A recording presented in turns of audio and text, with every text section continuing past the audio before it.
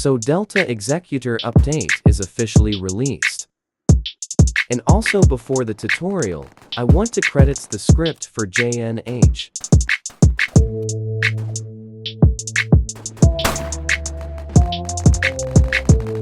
Now let's start the tutorial.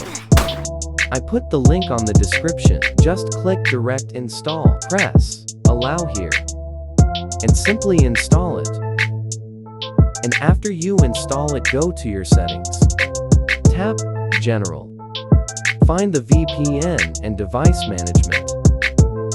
Tap Shenzhen and press trust. It will restart, but don't worry, it's trustable.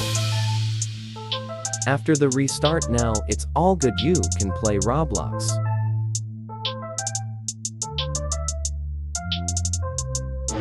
It's all finished, guys. Don't forget to subscribe, ring the bell, and hit the like button so a new vid of mine can notify you.